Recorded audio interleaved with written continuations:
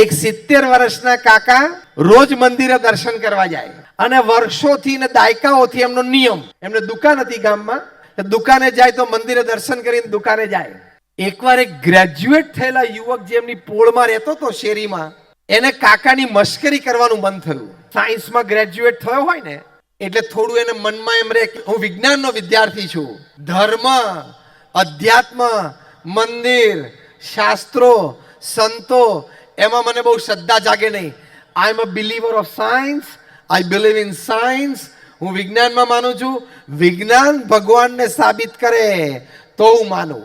આ જરા બુદ્ધિનો ડોળ એને હોય, પણ એ બુદ્ધિ વગરના ને મૂર્ખને એમ ખબર ના પડે કે તું સાયન્સના વિદ્યાર્થી તરીકે જેની જેની થિયરી ભણીને પાસ થયો, આલ્બર્ટ આઇન્સ્ટીન વૈજ્ઞાનિક, બીજા વૈજ્ઞાનિક સર આઇઝેક ન્યૂટન, ત્રીજા મોટા વૈજ્ઞાનિક આર્કિમિડીઝ, ચોથા મોટા વૈજ્ઞાનિક પાસ્કલ, આ બધા જ મોટા મોટા વૈજ્ઞાનિકોએ જેને સમાજને અને મનુષ્યને ખૂબ આપ્યું છે, એ બધાએ પોતાના જીવન ચરિત્રમાં ભગવાનનું અસ્તિત્વ, ભગવાન પ્રત્યેની શ્રદ્ધા અને ભગવાન સામે નમ્રતાથી પ્રાર્થના કરવી જોઈએ એની વાતો લખી છે.